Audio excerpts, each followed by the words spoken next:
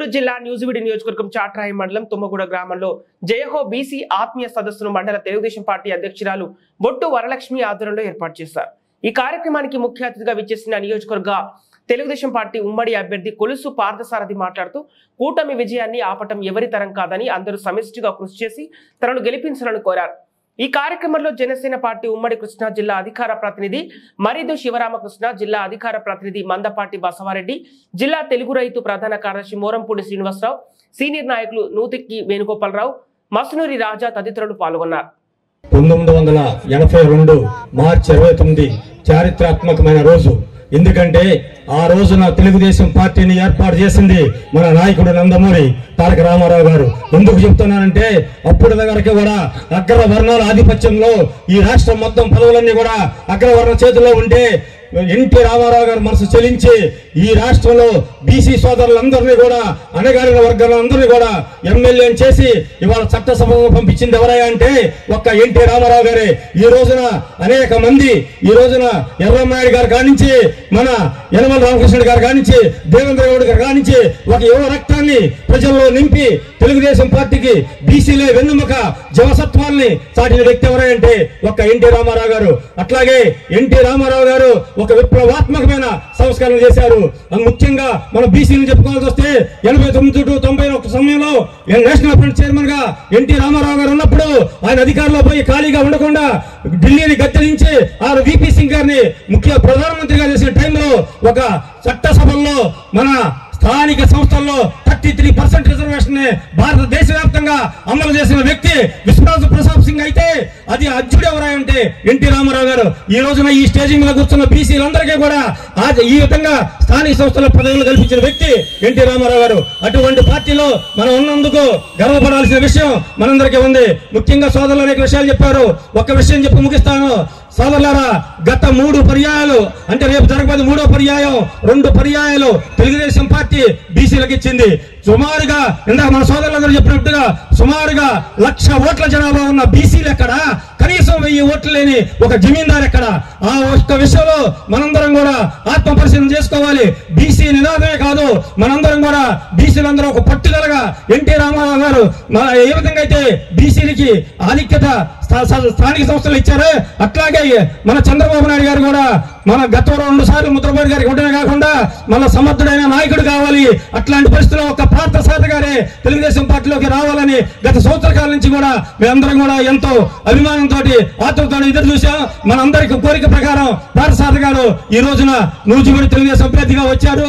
మనందరం కూడా ఆత్మ పరిశీలన చేసుకొని 1000 ఓట్లు కూడా లేని వ్యక్తి ఇన్నిసార్లు గెలుస్తుంటే 1,00,000 ఓట్లు ఉన్న బీసీల సామాజిక వర్గాలకి వివిధ సామాజిక అందరూ కూడా ఒక్కసారి పార్టీలకు అతీతంగా వాళ్ళు వ్యక్తిగత కష్టం ఉంటే అన్ని కూడా మానుకొని ఒక్కసారి మన పార్థసారథి గారికి తెలుగుదేశం పార్టీకి మీరు ఓటేసి సారథి గారిని గెలిపించాల్సిన ఉంది. ఎందుకంటే వైసీపీ సోదరులారా, ఇప్పుడు వైసీపీ ఉన్న పార్టీలో ఉన్న సోదరులారా, మీరందరూ కూడా ఒక గమనించండి. ఈ ఒక్కసారి గనక పార్థసారథి గారు గెలిస్తే మీ పార్టీలో కూడా బీసీకి ఇస్తారు. ఎవరున్నా బీసీలో ఉంటారు. ఆ లాజిక్ ని మీరు బయట పార్టీలో వైఎస్ఆర్ పార్టీలో ఉన్న కార్యకర్తలు గాని నాలెడ్జ్ ఉన్న ప్రజలు గాని ఆలోచించి సారథి గారిని మన అసెంబ్లీకి పంపిస్తే మన గౌరవం కాపాడటమే కాకుండా ఈ కృష్ణా జిల్లాలోనే అత్యంత అభివృద్ధి చెందిన నియోజకవర్గంగా మన సారథి గారు తీర్చిదిద్దుతారంటే ఇంత ఆలస్యమైన కూడా మీరందరూ ఎంతో ఓపికతో వేచున్నారంటే ఈ పార్టీని ఈ కూటమిని ఎవరు కూడా అడ్డుకోలేడని చెప్పేసి అందరికీ మనం చేస్తాము. మీలో ఉన్న కసి మీరు ఇంత నిరీక్షణ చేయటంలోనే కనపడుతుందని చెప్పేసి మనం చేస్తాము.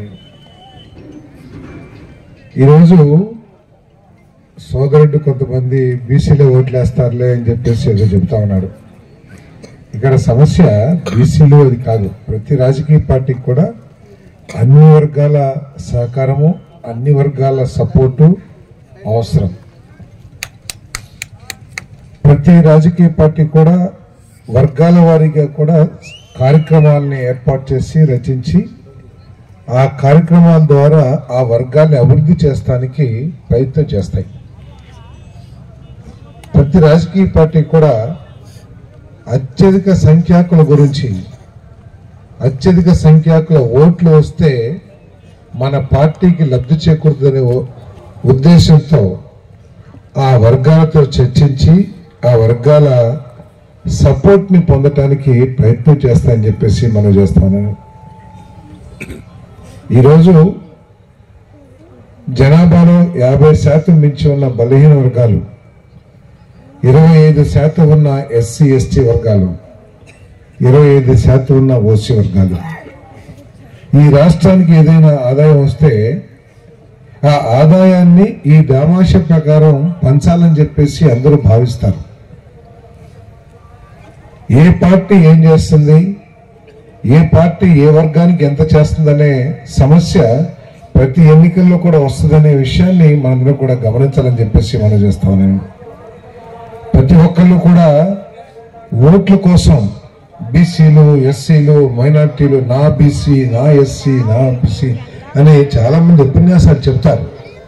కానీ ఎవరు ఏమి చేశారనే విషయాన్ని ఈ వర్గాలు కనుక గుర్తించకపోతే ఎప్పుడూ మోసగించబడుతూనే ఉంటామనే విషయాన్ని ఈ బీసీలు, ఎస్సీలు, మైనార్టీలు అందరూ కూడా అర్థం చేసుకోవాల్సిన అవసరం ఉందని చెప్పేసి మీకు మనవి చేస్తూ, మరి ఈ Telugu Desam party, Janasena party, BJP పార్టీల కూటమి ఈ బీసీ ఎస్సీల కోసం ఏం చేస్తుందనే విషయాన్ని తెలియజేయడానికి ఈ కార్యక్రమాన్ని ఏర్పాటు చేస్తామని చెప్పేసి మనం చేస్తామని. ఈరోజు 5 సంవత్సరాల క్రితం అందరూ కూడా ఎంతో ఆశతో జగన్మోహన్ రెడ్డి గారి మీద ఎంతో నమ్మకంతో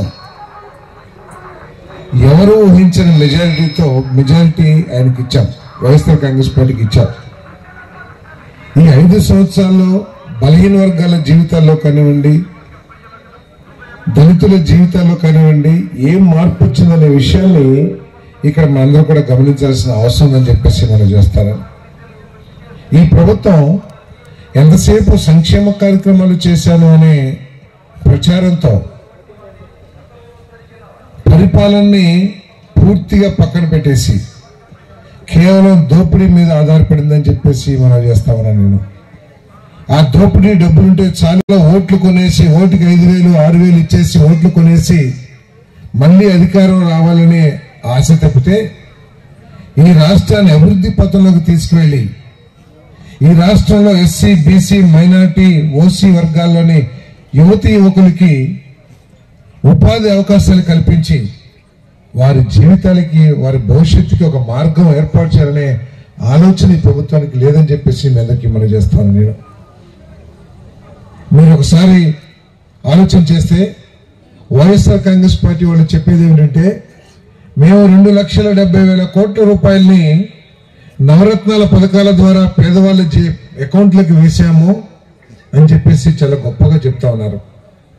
9 పథకాల్లో మీరు 2,70,000 వేస్తే ఒకే ఒక హామీ ఏదైతే మీరు ఇచ్చారో, మద్యపాన నిషేధం చేసి గాని మళ్ళీ మీ ఓట్లు అడగనని చెప్పేసి ఏదైతే జగన్మోహన్ రెడ్డి గారు చెప్పారో అది అమలు చేయకోకుండా జలగ రక్తాన్ని పీల్చినట్లు 1,40,000 కోట్ల రూపాయలు ఈ మద్యపానం ద్వారా పేదవాళ్ళ దగ్గర నుంచి గుంజిన విషయం వాస్తవా కాదా అని చెప్పేసి అడుగుతామన్నా. నేను ఒక చేతితో 2,70,000 కోట్ల రూపాయలు ఇచ్చానని చెప్పేసి గొప్పగా చెప్తున్నారు, కానీ రెండో చేతిలో ఒకే ఒక పథకం ద్వారా కరెంటు రేట్లు, నిత్యావసర సరుకులు, లేదా ఇతరులన్నీ కూడా పక్కన పెట్టేద్దాం, కేవలం ఒకే ఒక హామీని మీరు అబద్ధం చెప్పడం మూలంగా, మోసం చేయటం మూలంగా 1,40,000 కోట్లు జలగ పీల్చేశారా లేదా అని చెప్పేసి అడుగుతామన్నా.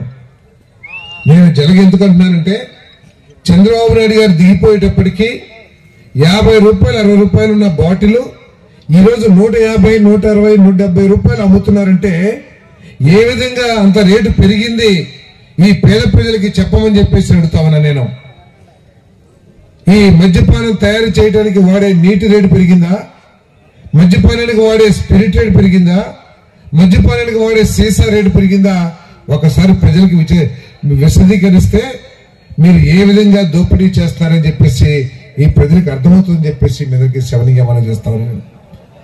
ఎవరికి ఉపాధి అవకాశాలు లేవు ఈ రాష్ట్రంలో. మీరు చెప్తున్నారు మేము విద్యా దీవెన, వసతి దీవెన పథకాలు ఇస్తున్నాం, ఈ రాష్ట్రంలో బీసీలకి ఇంతమంది, ఇన్ని లక్షల మందిని చదివించాం, ఈ ఎస్సీలని ఇంతమందిని చదివించాం, ఓసీలు ఇంతమందిని చదివించామని చాలా గొప్పగా చెప్తా ఉన్నారు. వాస్తవమే, మేమేమి అబద్ధం చెప్పట్లే, మీరు చదివించారు. కానీ చదివించిన తర్వాత ఏం చేయాలి ఈ నిరుద్యోగ యువత యువకులందరూ కూడా? ఈ రాష్ట్రంలో బీసీలు ఎస్సీలు కూలీనాలు చేసుకుని, లేదా చిన్న చిన్న కవతాలతో వ్యవసాయ కూలీలుగా మారి, లేదా గొర్రెలు కాసుకునో లేకపోతే వృత్తులు చేసుకుంటారో బతుకుతా ఉన్నారు.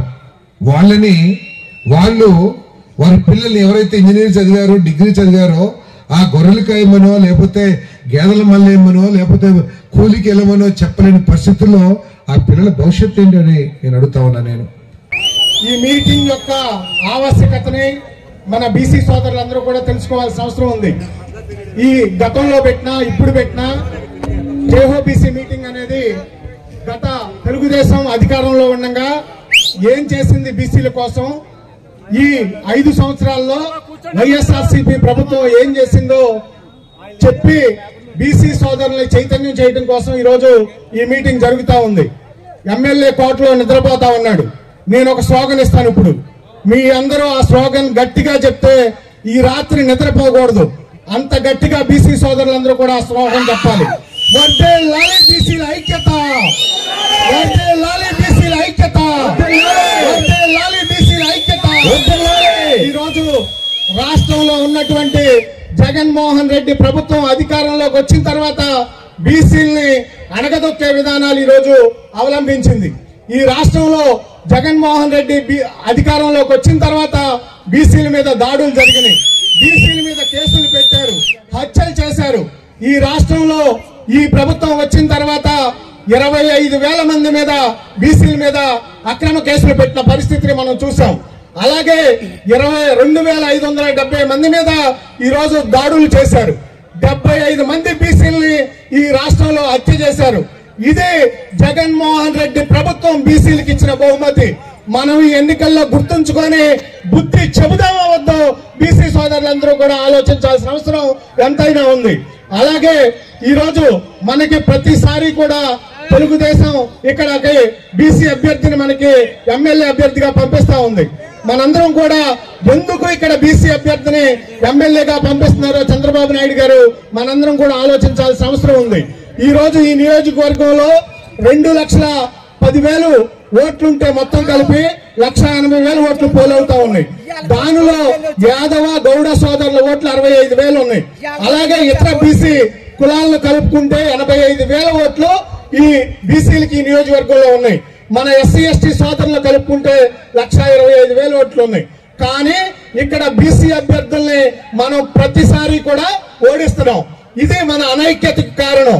ఈ రోజు బీసీలంటే బలహీన వర్గాలుగా, అట్లాగే జెండా కూలీలుగా, బానిసలుగా కొంతమంది చూస్తున్నారు. మనం బానిసలం కాదు, బ్యాక్ బోన్ గా ఉండాలనేది ఈ రోజు చంద్రబాబు నాయుడు గారు కానీ పవన్ కళ్యాణ్ గారి కోరుకుంటా ఉన్నారు.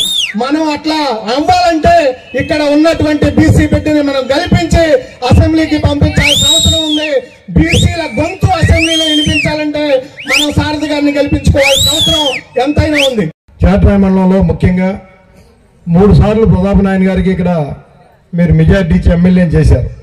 ఒక్కసారి ఆలోచించండి, ఈ మండలానికి ఆయన చేసింది ఏమన్నా ఏసమంత ఎత్తు పని ఉంటే వాళ్ళ నాయకులైనా సరే ఎవరినైనా సరే దమ్ముంటే బహిరంగ చర్చకి రమ్మని చెప్పండి.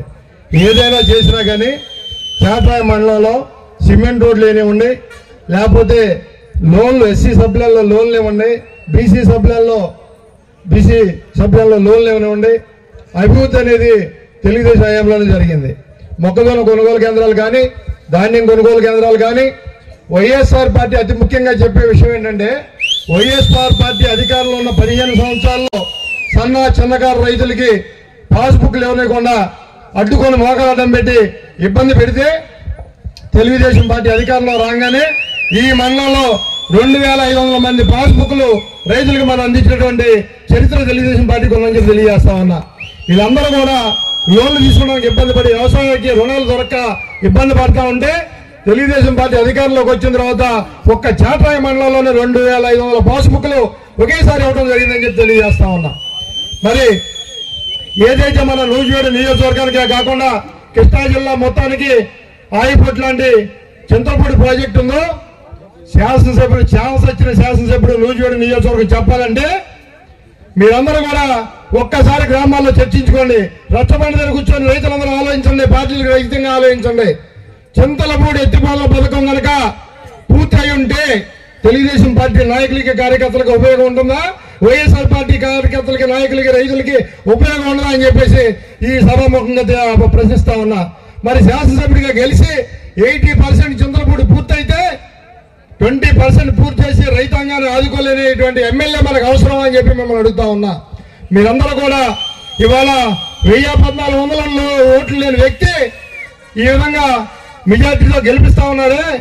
85,000 మంది బీసీ సామాజిక వర్గం ఉన్న వ్యక్తిని అందరం కూడా ఒక తాడి మీద వచ్చి రాజకీయ అతీతంగా నూజివీడు నియోజకవర్గంలో కోట దద్దరిల్లేటట్టుగా ఎన్నడూ లేని విధంగా తెలుగుదేశం పార్టీ బీసీ పార్టీకి ఇక్కడ సీట్ ఇచ్చింది. మూడోసారి కోట గోడల బద్దలు కొట్టి అత్యధిక మెజార్టీలో కృష్ణా జిల్లాలోని ఎక్కడ రాని మెజార్టీతో మన పార్థసారథి గారిని మనం ఎందుకు గెలిపించడామని చెప్పేసి మిమ్మల్ని అందరూ అడుగుతా ఉన్నా. రాజకీయాలు పక్కన పెట్టండి, అభివృద్ధిని ఆలోచించండి. 100% అభివృద్ధి మీద కేంద్రీకృతం చేసినటువంటి వ్యక్తి పార్థసారథి గారు. తప్పకుండా మన నూజివీడు నియోజకవర్గం రాష్ట్రంలో మనం మంత్రి అవడం ఖాయం. నూజివీడు నియోజకవర్గం సారథి గారు నూజివీడు నియోజకవర్గం జిల్లాలోనే కాదు రాష్ట్రంలో అభివృద్ధిలో పోటీ పడతాయని చెప్పేసి మీ అందరికీ తెలియజేస్తా ఉన్నా. కాబట్టి ఏమీ పని చేయకుండా మన ఓట్లు తీసుకుని ఎమ్మెల్యేగా ఎస్టేట్ లో కూర్చునేటువంటి నాయకుడు మనకు కావాలా? ప్రజల మధ్య నిత్యం తిరుగుతూ ప్రజల సాధక బాధలు తెలుసుకొని నియోజకవర్గాన్ని అభివృద్ధి చేసి రాష్ట్రంలో ముందంజలో ఉంచేటటువంటి పార్థసారథి గారు ఈ నియోజకవర్గానికి నాయకుడు కావాలనేది మీరు ఆలోచించవలసిందిగా మీ అందరిని కూడా కోరుతా ఉన్నా. అంతేకాకుండా ముద్రమైన వెంకటేశ్వర గారు మనకి 10 సంవత్సరాల ఇక్కడ ఇన్ఛార్జిగా పనిచేసినప్పటికీ కూడా తెలుగుదేశం పార్టీలో ఆయన కష్టపడ్డారు, తిరిగారు. కానీ ఇక్కడ ఇవాళ ఉన్నటువంటి రాష్ట్ర పరిస్థితుల్లో ఢీకొనాలంటే ఒక పార్థసారథి గారు లాంటి వ్యక్తి అవసరం ఉందని చెప్పేసి ఇంకో బీసీ బిడ్డను ఇక్కడ తీసుకొచ్చి పెట్టినప్పుడు ఆయన కూడా సహకరించి మరి ముద్రమైన గారు కూడా సారథి గారి గెలుపుకి కృషి చేస్తారని చెప్పేసి చేస్తే బాగుంటుందని చెప్పేసి నా అభిప్రాయంగా తెలియజేస్తూ బీసీ సోదరులు ఎక్కడ కూడా మీరు డివేట్ అవ్వకండి. మనం అందరం కూడా తెలుగుదేశం పార్టీ బలపరిచినటువంటి పార్థసారథి గారిని గెలిపించడానికి మనందరం కూడా ఏకామూలంతో అయ్యి అందరూ కూడా మాట మీద రావాలని చెప్పేసి కోరుకుంటూ